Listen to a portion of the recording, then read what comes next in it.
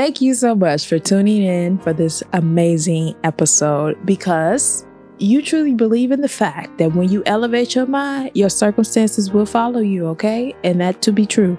I am your reflection moderator, Dara Starr, and this is Self-Reflections. Welcome. And I am going to give a beautiful shout out to Sister Love Productions. That is my media company that is on a continued mission to support the provisions for all creative visions, big or small. So as long as you are serious about your passion, we are just as serious about making it happen. Okay, baby?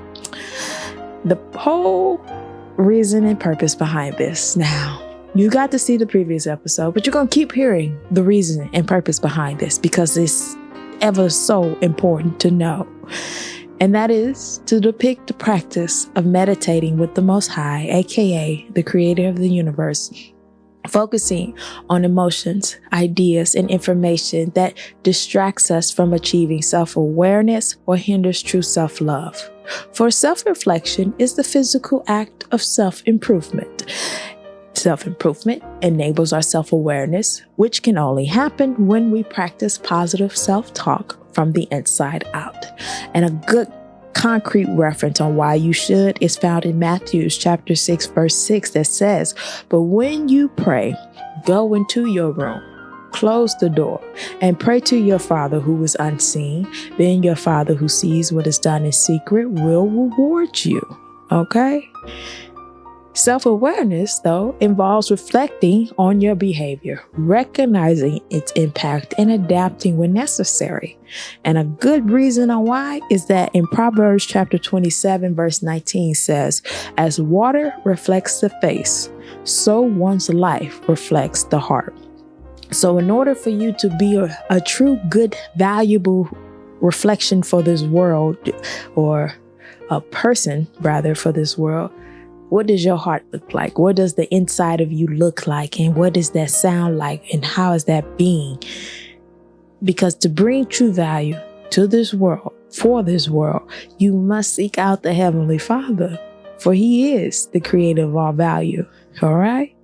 And guess what? Hebrews chapter 3, verse 4 tells you why. "For every house is built by someone, but God is the builder of everything."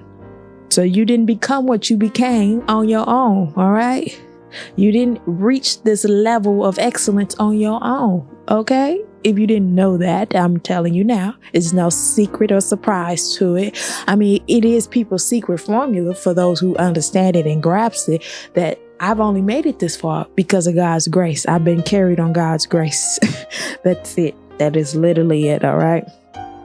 But in the end, the real purpose is that I want everyone who watches this show to live in alignment with God's will.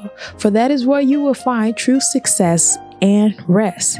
Because guess who ain't lying? It's Joshua chapter 1, verse 8 that says, "Keep this book of the law always on your lips. Meditate on it day and night so that you may be careful to do everything written in it. Then you will be prosperous and successful." All right. So you don't have to take my word from it. Okay. I understand I'm just human. But I know God ain't lying. Therefore, I ain't lying. Take that as you will. Now, what can you expect from this episode? It's that you see me, and you always will, because it's self-reflection. So, of course, I'm including myself. But you definitely can, because you have to hear what you want to hear what God had to say. And you like the way I say it. So thank you. And I love you most importantly because you came to hear what God had to say. Not many people give a fuck what He has to say. And what He says is more important than anything people says. I just want you to know that. Because everybody think they got something to fucking say and they don't. I'm telling you they don't. They'll lead you astray, lead you down a dark path. The road to destruction is wider than the road to eternal life. I just want you to know that. But what you can also expect from this is that you gain a clear understanding of the scriptures for everyday application and use to strengthen your innermost self, your inner man, your inner woman, your inner self, and to cultivate a vibrant awareness of life's truth through meaningful individual reflection. Marvelous. Marvelous. Now, how is all of these wonderful things obtained? What's the method, right? And that's where we get into our spiritual breakdown. This section describes the method used for analyzing scripture itself. And that is done through a why, how, what angle or point of view, perspective, breakdown, la-di-da. The point is, it's an oldie but goodie, and it does a damn good job of getting where we want.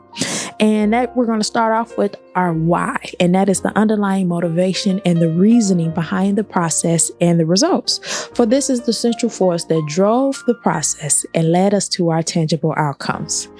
How is always going to be the process of achieving the tangible outcome by doing the actual work to produce the desired results. And then we're left with the results, and that is our what, the tangible outcome achieved because of the underlying motivation.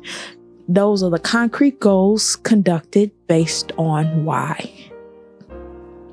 Conducted and accomplished, by the way, may I add. Now that we understand why we do this, what you should receive, and how we do it, let's actually get into it, all right? And let's get into some meaningful self-talk, for this is self-reflections. And as always, I'm going to have 3 good golden questions to ask myself to generate beautiful conversations with thyself, cause to thy own self be true. And from these questions, you would get a good understanding, hopefully, of what this episode theme and topic would dwell on. And our first good question is, what does positive anger mean to you? I shall repeat. What does positive anger mean to you? Positive anger to me, it means, and please feel free to answer these questions in the comments if you feel that you know the answers too, because I think you do. But for me, positive anger is good trouble, as put by former late Congressman John Lewis, or Senator John Lewis. Either way he was in politics, and he did a damn good job stirring up good trouble as all those years from the civil rights on down. But moments like the civil rights movement, women's rights, gay rights, the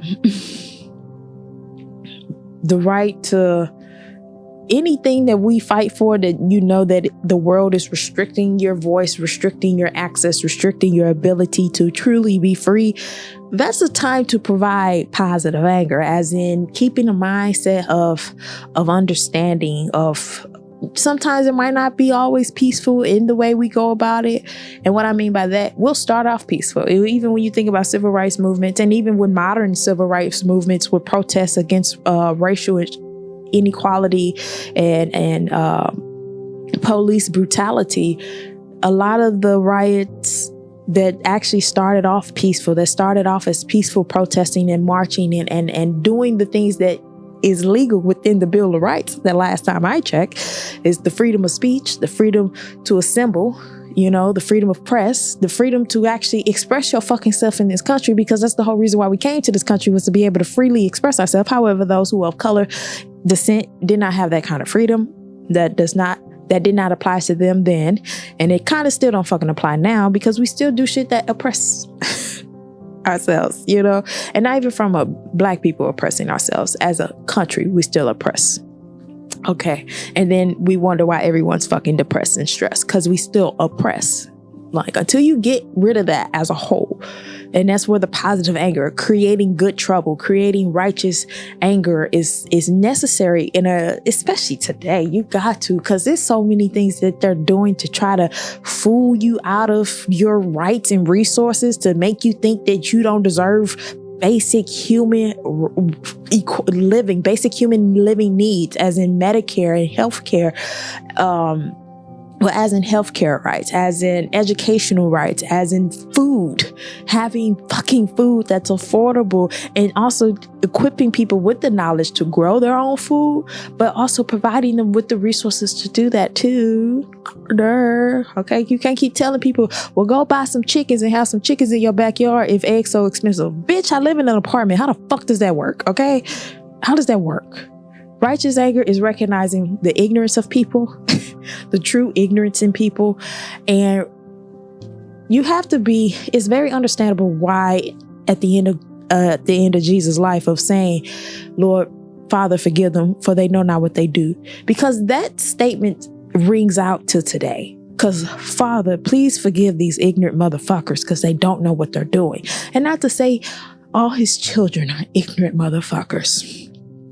But, Lord, you didn't make that many that weren't, is all I got to say.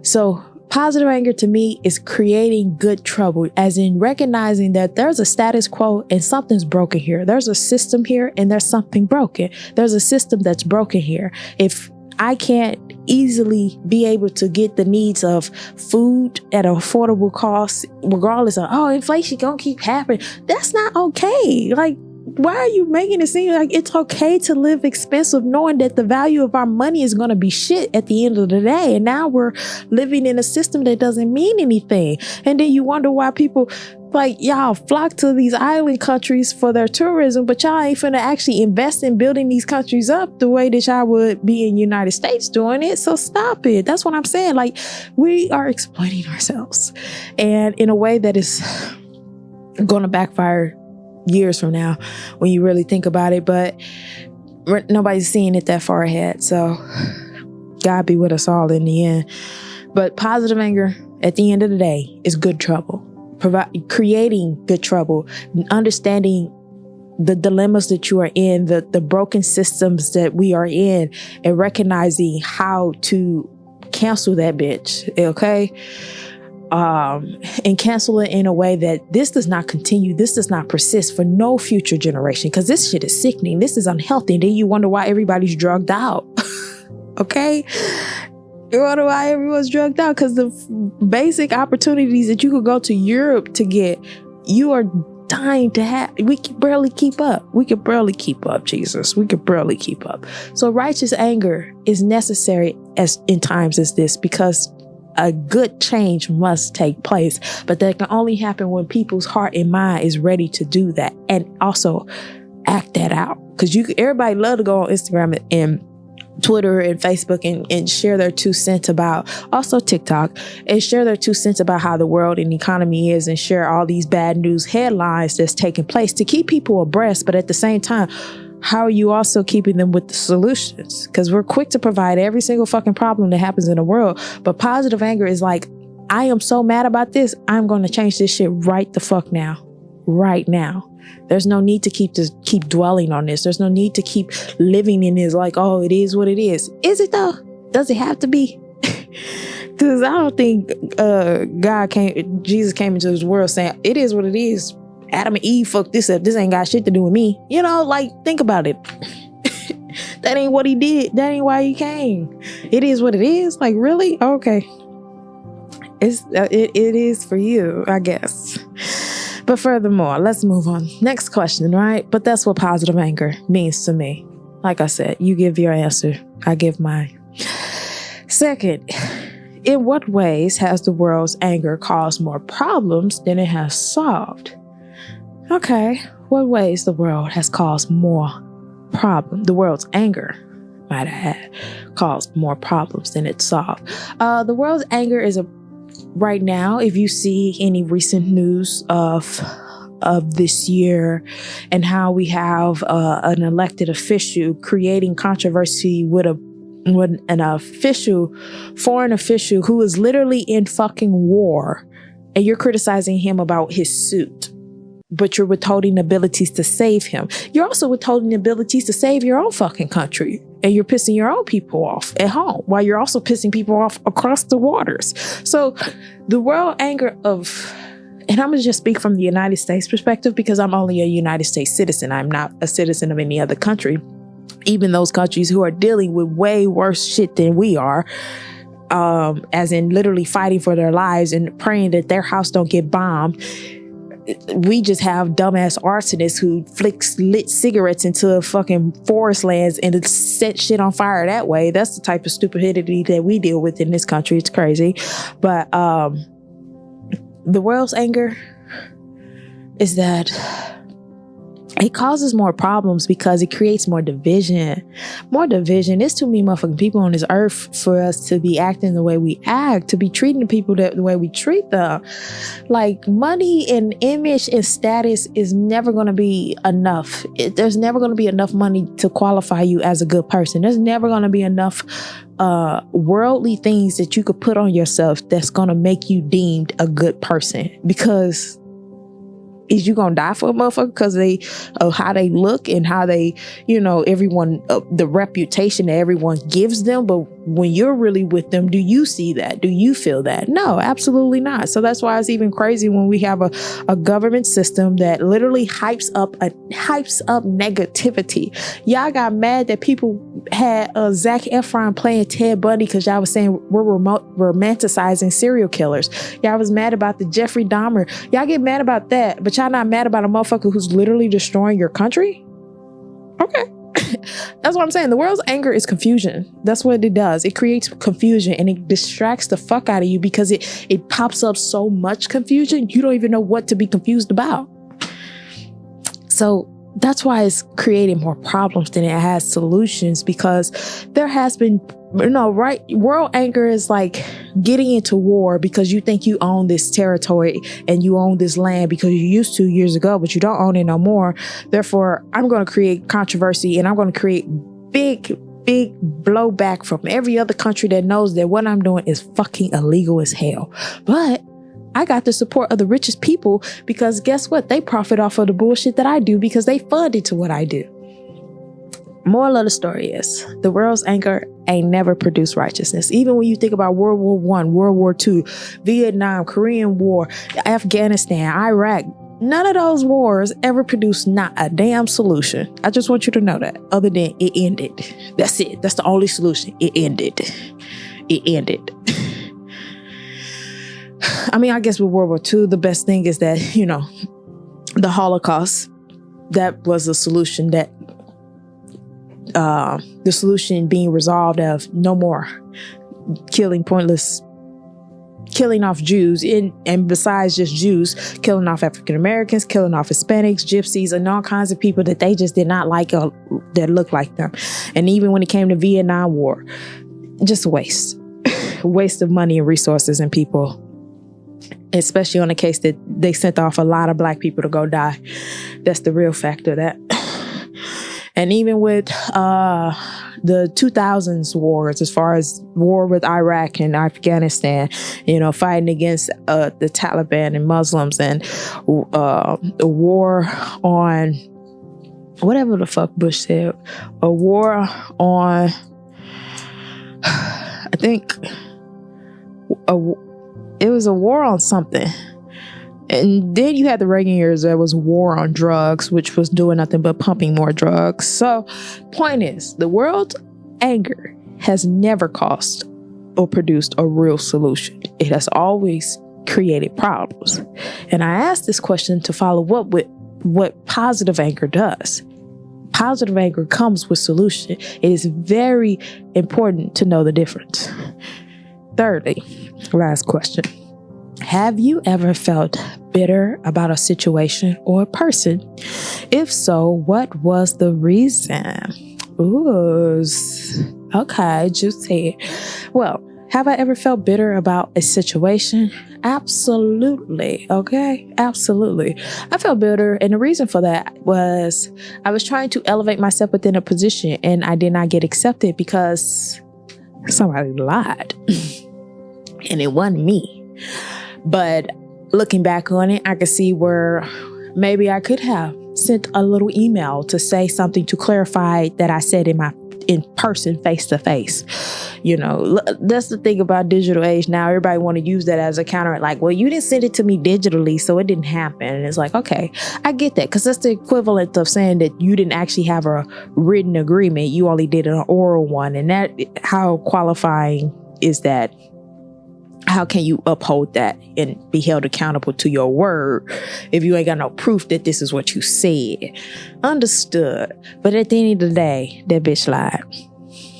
Because I know what I said, and I know but I look back on that moment. Thank God I look back on it with positive anger of recognizing that God don't want me to be comfortable. He's like, okay, you chasing money, baby. Chase after me and watch me take care of you. All right. Don't look at the dollar signs. Don't look at the convenience of things. Look at the opportunity that I am presenting for you right now. Because if you took on that position, would you be able to do what you're doing right now? Absolutely not. Absolutely not. Okay. So find the silver lining, the value in it all, because guess what? He's the creator of all value. So if he got his hand in it, then I'd rather stay where his hand is at. Okay. That's a situation I felt bitter about.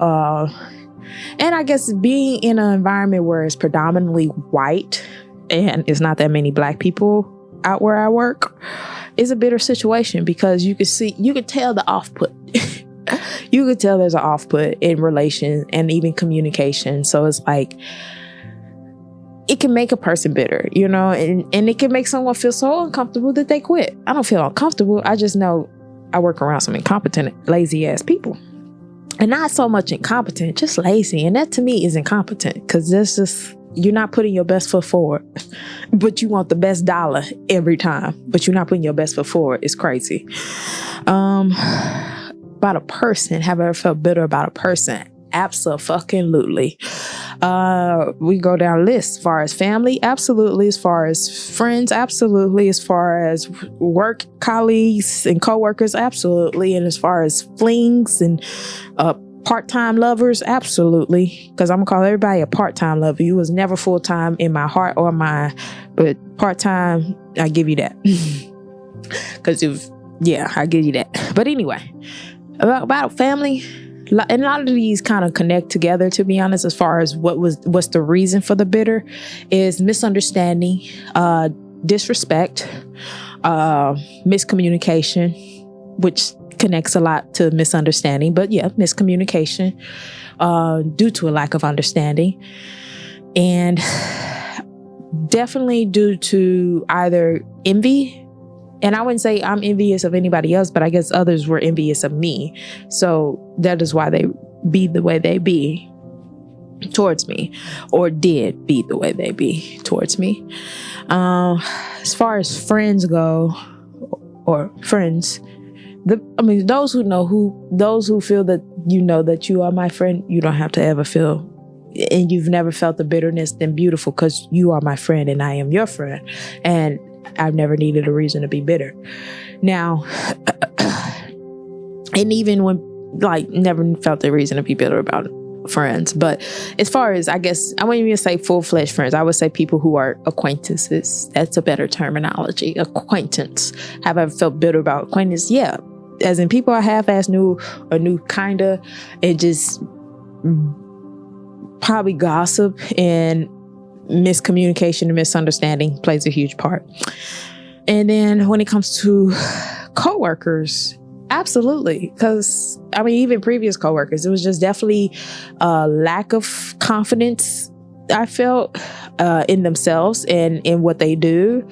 And then also a lack of confidence, especially from a manager standpoint, of not utilizing their best resources, or at least putting them in a position to be their best. Yeah, bitter about that. I felt bitter about that. I don't carry these emotions with me now. These are just to answer these questions. That's the disclaimer.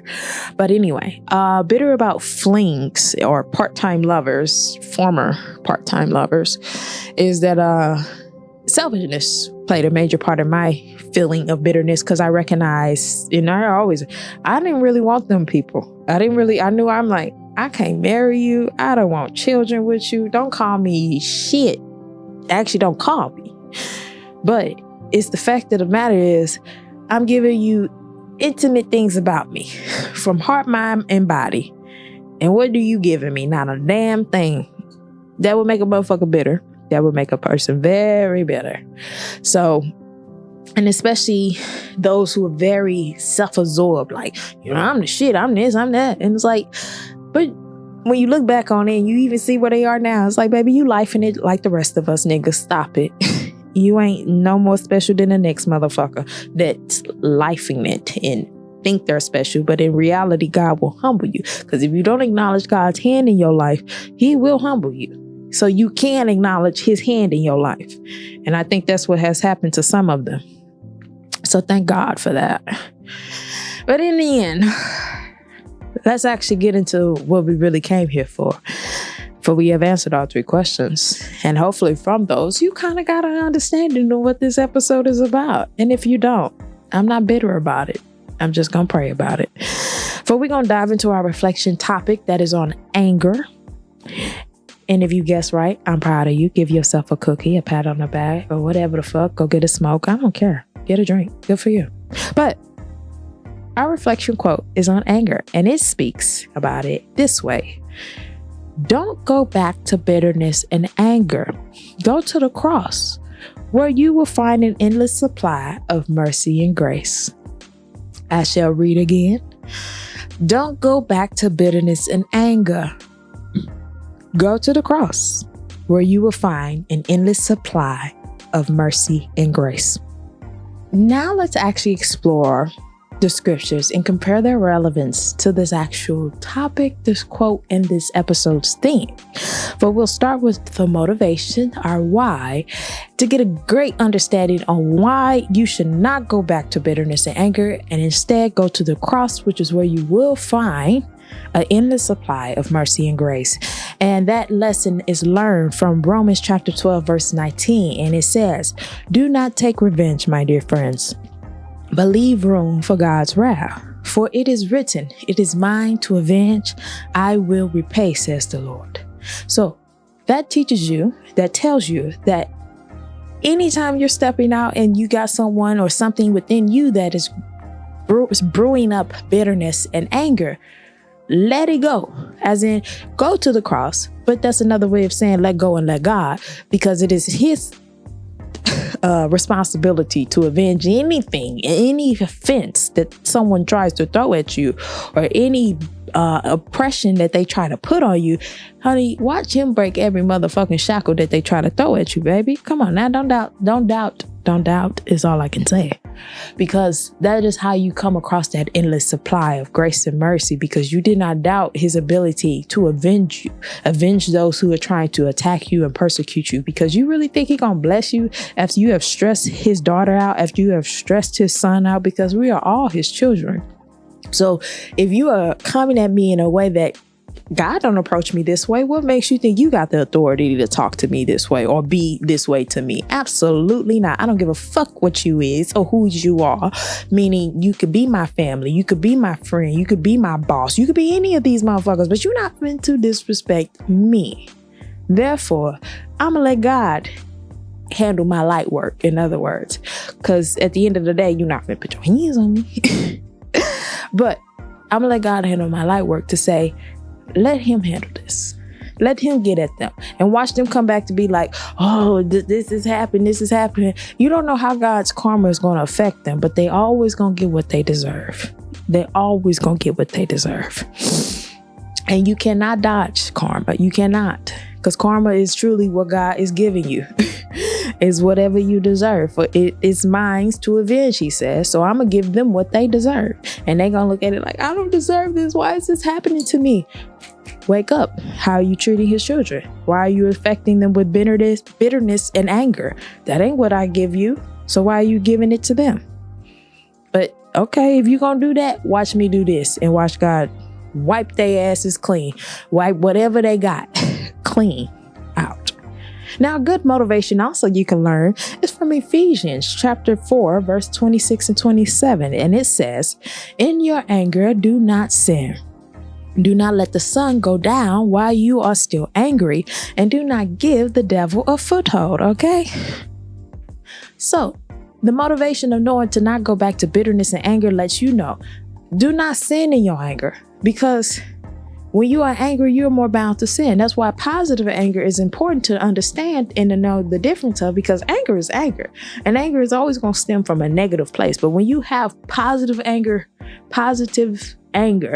that is a place of saying, I am disturbed and troubled by something that I know needs to change, and change in a positive way. So it has an impact that ripples across nations and generations and things of that sort.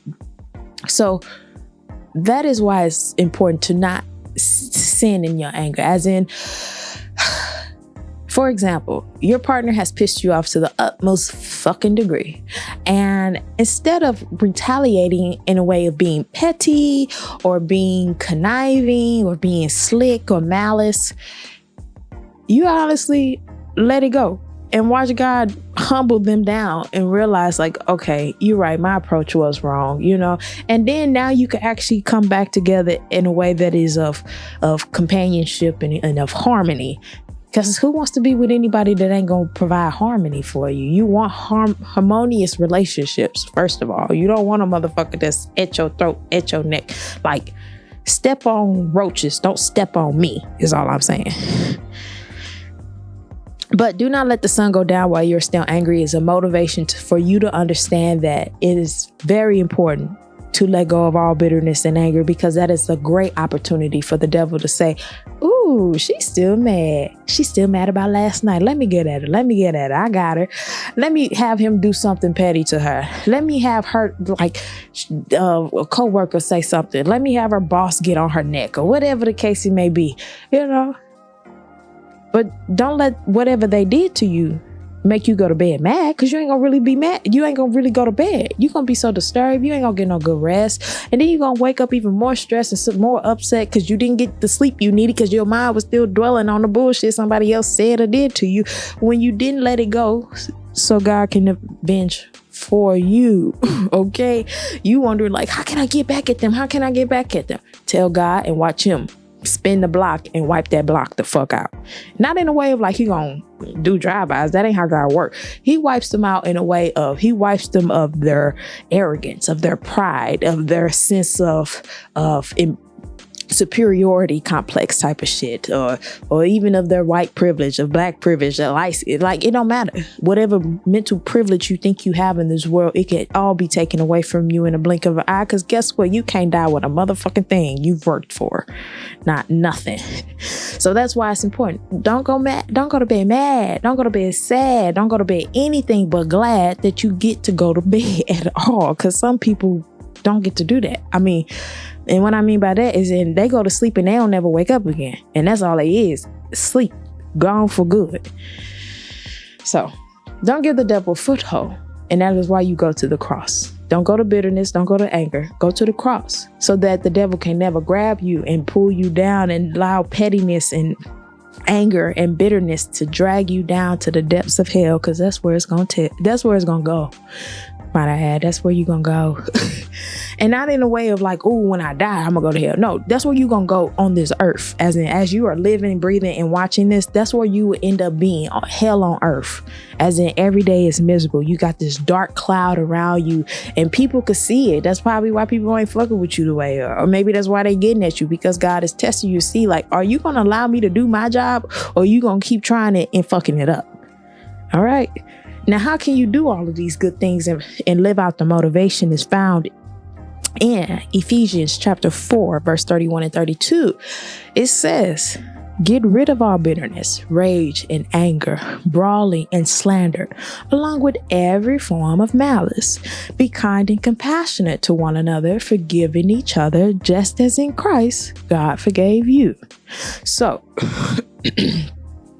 as you go through your process, your method of living out the motivation of allowing God to do your vengeance for you, and living out the motivation of knowing to not sin in your anger, to let it go, to not go to bed angry, to not allow the devil to have any access to you, this is how you do that. Is you get rid of all things that is bitter to you. Even if it is technological things, get rid of that shit. Cleanse yourself from it. You don't have to indulge in social media's bullshit. You do know that, right? Like, the world still goes on with or without you posting and letting the world know, like, I'm still stunned on you hoes. Like, who are you trying to impress? I just want to know, who are you trying to impress with this bullshit? And then rage and anger. You must get rid of it. You must. And that's the thing. We grew, especially for me, growing up in a household where people were quick to get angry about shit, get frustrated about shit. Like, why are you talking to me? What is your problem? Leave me alone. Like, we all lived in a household, like, just kept feeling bothered. And it's only because we were living with someone whose soul was truly troubled. And only troubled because of circumstances they did not let God handle and truly take control of and take it off their plate. They felt like it's my responsibility to make myself better. No. It's your responsibility to go to God so he can make you better. Okay? Stop holding on to it. There's nothing you can do. You didn't make yourself. So how you gonna tell, how you know what it takes to really build yourself up if you didn't actually even make yourself? You didn't put your fingers on your hands. You didn't make your hair to be the way it is. You didn't tell your eyes to be brown or green or gray. You didn't do none of that shit. And even if you put contacts in your eyes to try to manipulate yourself to be a certain look, okay, cool. At the end of the day, you didn't even make those motherfucking eye contacts that you got in your eyes. So how are you gonna really say, the only thing you was in charge of is allowing God to take control? That's it. That's the only thing you got access and control of, is either you allow God to help you or you don't, and watch your ass struggle and fail. That's all I'm saying. Well, it ain't God that's making me struggle. I went to school, I got an education, I got money, and watch you lose everything, even your good sound education, and watch your ass become fucking dumb and illiterate because what? Now you got a stroke because you allowed your pride to build you up so much inside, and it sickened you. Now it's about to kill you. Don't play with God is all I'm saying. Brawling and slander along with every form of malice. Every time you're around anybody that be on bullshit, that likes to gossip about other people, don't be around them for too long. I mean, I understand. I partake in gossip too, to an extent. And to the extent as in, I'll bring a topic up, but I'm not finna sit here and dog nobody out, is all I'm saying. Like, nah. I mean, I'm gonna state facts and obvious, as in, I was around a puppet and this is what they did. This is what they wore, this is what they chose to look like, I mean, to the average mind and soul, we know you look a mess, you sound a mess, you're being a mess. So a mess, like, it sounds like a dog, it walks like a dog. I mean, well, it's supposed to be a duck, but I'm gonna say a dog because I don't really want to say a bitch. So it sounds like a dog, it walks like a dog, talks like a dog. I guess it's a dog, right? It wags its tail. It must be a dog. So that's all I'm saying. I ain't gonna sit here and be like, oh, look at that raggedy. This is what they wore. This is what they did. It's up to you to decide on what you think this is, but I know it ain't right. That's all I'm saying. I know it ain't right. But to be kind and compassionate to one another. That's why it's like, I'm not gonna sit here and dog nobody out unnecessarily, even if they may deserve it or whatever. Like, don't do that, because you ain't gonna really want nobody to sit here and dog your ass out either, would you? No. So don't do that. That's why I don't even speak ill on no former anything. What's the point? Because I don't want nobody to sit here and speaking ill on me and wishing death on my life. I would never want that on nobody else, because I know how hard that is. So why? Forgiving each other is another important method of how to live out the motivation, is forgiving each other. I'm still on Ephesians, baby. If you're not with me, please clock in right now. Forgiving each other, just as in Christ, God forgave you. So God was able to send his only son to forgive all of us in every generation afterwards, as long as they believe, as long as they stick to and follow within the word. As in it says in Joshua chapter 1, verse 8, then it's very important for you to know, even now in Ephesians chapter 4, 31 and 32, telling you to forgive one another, because that's what God did for you. He forgave you when you really didn't deserve it. And I can say I don't really deserve it. I still have vices that I am fighting to break past. Okay. Vices that I think are not healthy. Even if it is just momentarily, still got to break past. Because if I was graced enough to be forgiven for things, I should grace myself enough to know when to stop doing things, because I'm not truly going to the cross, am I? I'm going to the world because I'm looking for the world to comfort me, whatever that looks like, whatever that vice is at the time. So it ain't drugs, though. I'll let you know that it ain't drugs. Just put that out there.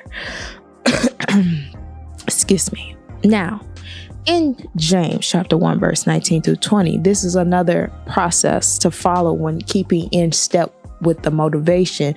So you are not going back to bitterness and anger, and instead going to the cross where you will find an unlimited supply of mercy and grace. James chapter 1, verse 19 to 20 tells us what to do. And that is, my dear brothers and sisters, take note of this. Everyone should be quick to listen, slow to speak, and slow to become angry, because human anger does not produce the righteousness that God desires. So we've been told twice already now, in your anger do not sin.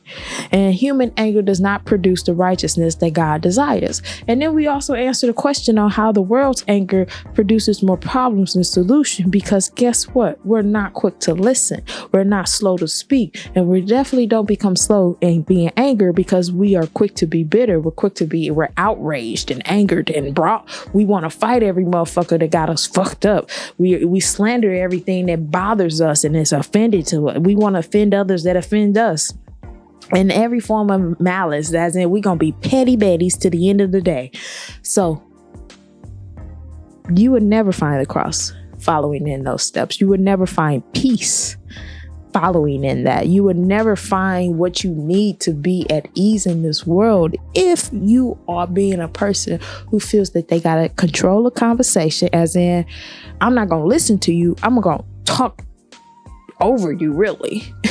I didn't come to have a conversation to get a mutual understanding. I came to have a conversation so I could demand and direct orders. And a lot of times that's how parents be, unfortunately. They like to come in to demand a direct order. You gonna listen to me, you gonna hear what I have to say. Even though as an adult child, I know you talking about some bullshit. But because you my parent, you believe that it's some fruitful shit that you're saying. And at the end of the day, keyword, I said fruitful shit. So it's still shit, but it sounds fruitful to you. Okay. So in order for you to keep in steps with the motivation of knowing that you are not to take revenge, it's not on you to do. And the best way to avoid doing that is getting rid of everything that is bitter, that produces rage and anger and brawling and slander.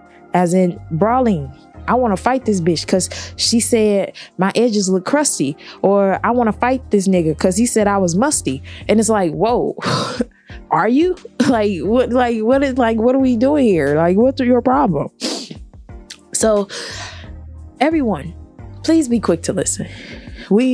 And it's hard because I remember even back in school how they had said, especially with trying to understand film and how to get when writing a three act story, and within your first 30 pages, your inciting incident, and in getting an understanding of that people in today's time has a very short attention span, as in the shit is like less than 10 seconds, but at least 3 seconds. If you don't do something in 3 seconds that's gonna woo these people over, that's why I'm gentle in my approach.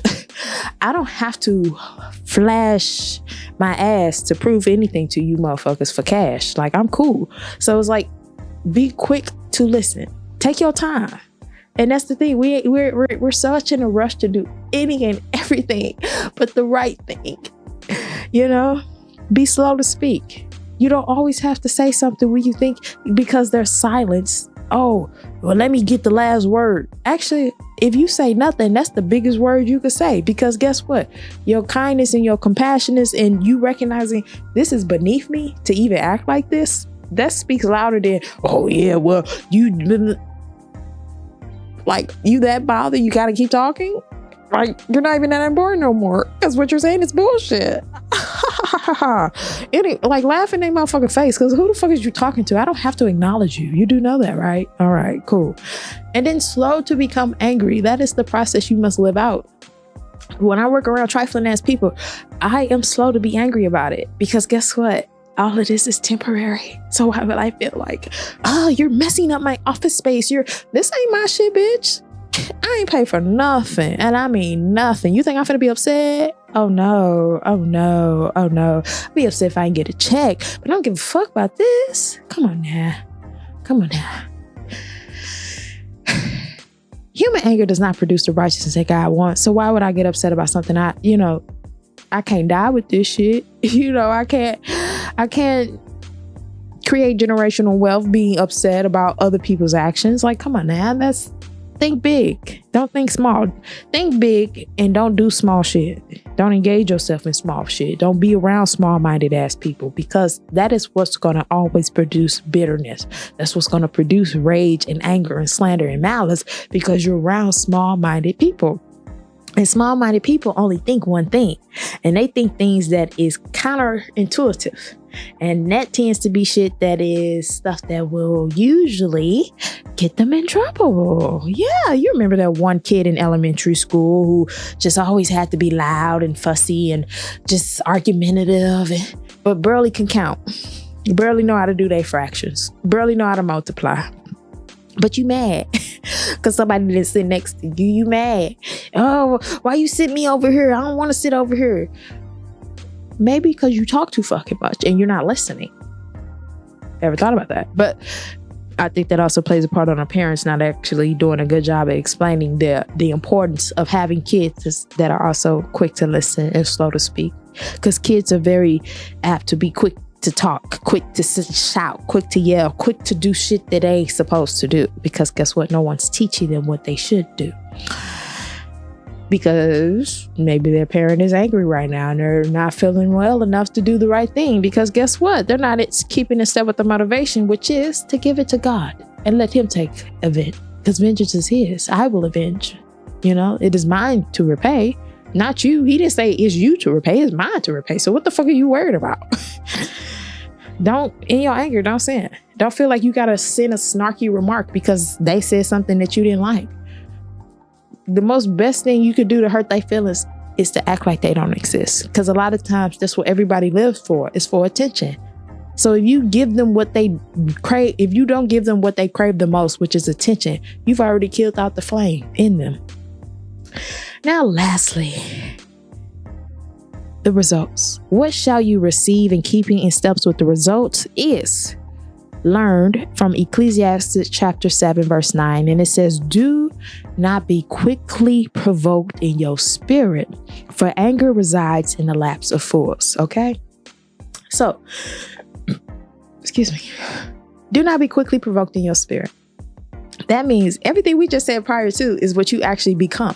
You someone who's not quickly provoked. So by you letting go of bitterness, letting go of rage and anger and slander and brawling and malice, now you have received the spirit of calm, peace, tranquility, harmony, So therefore, because also another thing that's the outcome from this verse is to let you know that anger resides in the laps of fools. Are you a fool? That's a good question to ask yourself. Am I a fool? Anytime you start feeling yourself getting really heated on something, am I a fool? It's okay to ask yourself that. Am I a fool? Am I a fool right now for being angry? Truly ask yourself that, because then if you like, okay, I guess I am a fool for being angry because I'm angry about this. I'm angry about that. I'm angry about this. I'm angry about that. And then you really ask yourself, did I give it to God? Because he said, it is mine to avenge. Am I trying to do something God can only do? I guess I am a fool. Oh, damn. So this is why you got to have self-reflections, because it will talk you off your ledge, darling. It really will. It really will. Okay. It really will. Now, in relations to the whole quote, as far as do not go back to bitterness and anger, go to the cross. When you're not someone who is so quickly provoked in your spirit and you're able to go to the cross as quick as you want to be angry, that's as quick as you should be to go to the cross. Because you recognize it is not me. It is not within me to do the vengeance. It is God's will. It is God's whole design. Anytime someone got one of his kids fucked up, I will fuck you up for them. Like, don't you do it. I will do it, is what he said. But in your anger, I don't want you to sin. I don't want you to look as foolish as they are, because that's what they is. They is a fool for even coming to you and provoking your spirit in such a way that a fool will do. Only a fool will do. Now, lastly, a good resulting outcome is found in Galatians chapter 5, verse 24 and 25. And it says, Those who belong to Christ Jesus have crucified the flesh with its passions and desires.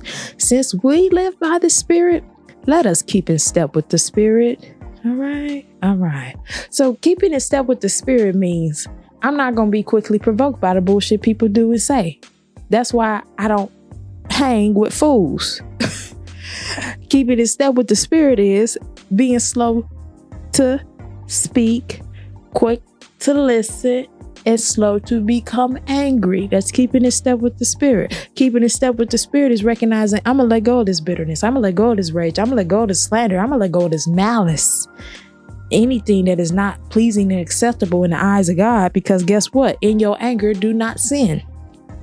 Don't let the sun go down, because now you're giving the devil a foothold on you. Because guess what? Most importantly, you didn't let it go, because God said, leave room for him to put his hands on them, to touch them, to get at them in a way that you can't do it, in a way that really affects them and breaks them down and be like, oh Lord, what did I do? Who did I hurt? How did I get to this point in my life?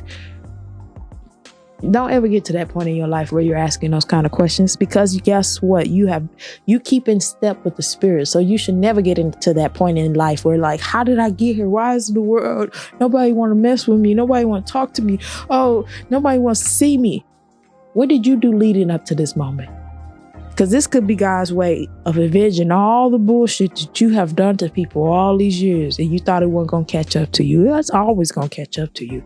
Everything you do, you will reap what you sow in life, no matter what it is. Even if you're not a person who dwells in church and reading the Bible and understanding all of the holy scriptures and all its interpretations and translations, just know this truth. You will reap what you sow. So if you're going to sow some bullshit, be prepared to take it. Okay? So in closing, to conclude, let's summarize on today's topic and reflection. 4 good closing questions is to ask, why talk about God's view on anger?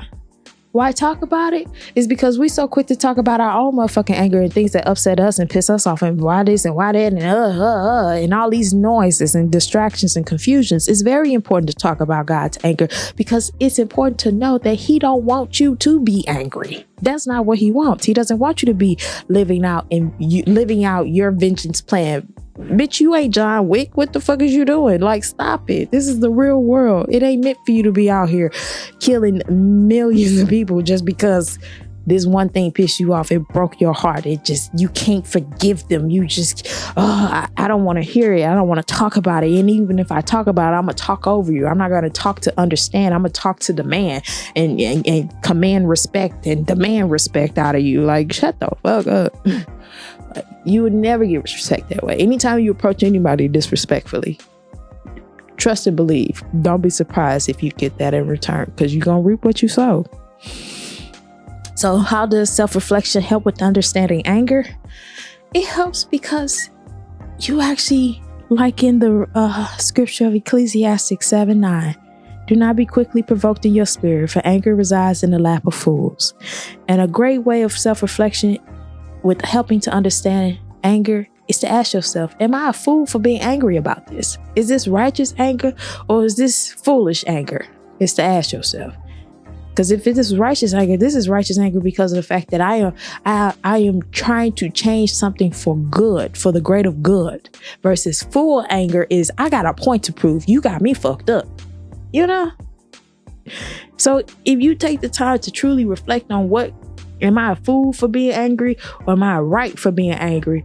That helps you, really take a step back and see the whole big picture of where do I fall in this, God? Help me to see that. Because if I'm not allowing you to do your job, which is to avenge, it is not for me to do, then that lets me know I am stepping out in righteous anger, because I'm allowing him to do his job. I'm allowing the Father to do his job of taking care of his children. And he will take care of all of us, baby. He really will.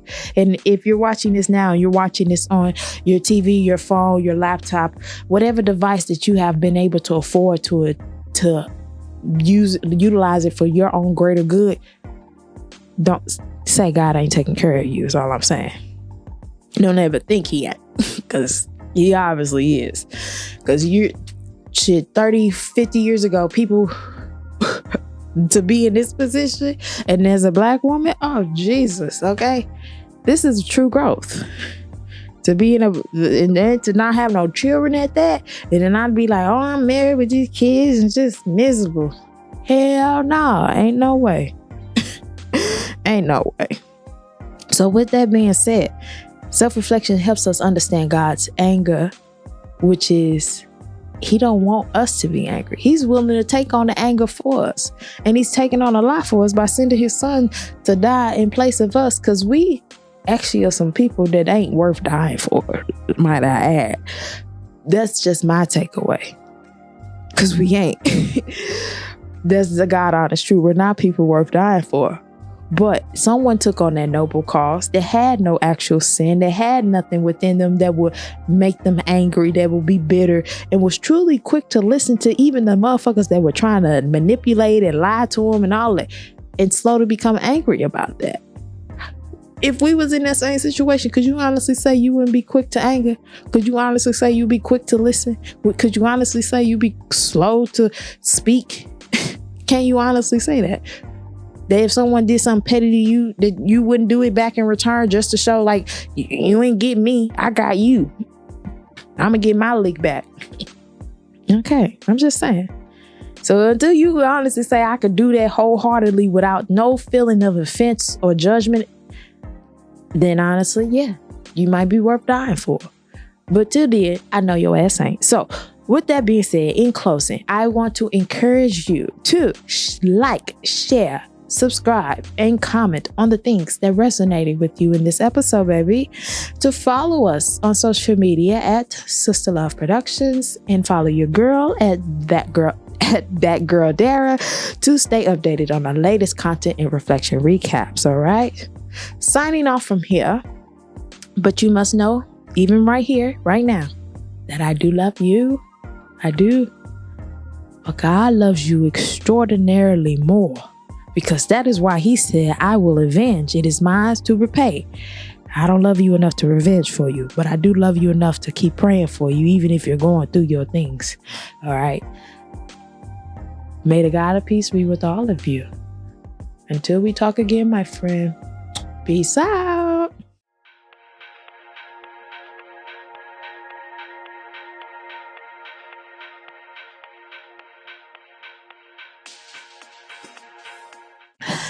Thank you so much for watching this episode. It means the world to me, as always it will, because you took the time to learn about the importance of anger and bitterness, and why you should not hold it in your heart, in your mind, and anywhere around you, because you are not a fool, damn it. And if you watch the episode all the way to the end, then you will understand what I mean. Now, without further ado, I got something beautiful and extra to share with you, and that is another lovely poem written by the original Sister Love herself, my grandmother Renee. And she had a book of poems for me to encourage my heart, mind, and soul, and I'm going to do the same thing for you today. And this poem is entitled, When. When life throws you a curve, it gets on your nerves. When your best does not seem good enough, will you pray and wait and anticipate that you'll win if you just keep the faith and hold on? When your actions dictate that you need not hesitate, look up, your help draweth nigh. Though you seem not to know which way to go, believe in God's plan and hold to his unchanging hand. If you believe in yourself and what you stand for, then you are willing to fight for what's right and make it through the night. Don't give up, though the pressure is mounting. You've been through a lot. The Most High has been counting the tears that you shed, the obstacles you dread. Know that your strength lies in prayer. Take your burdens to the Lord and leave them there. Thank you for watching. Take care, my friend. Until we talk again. Peace out. I should stop saying that, shouldn't I? But peace out.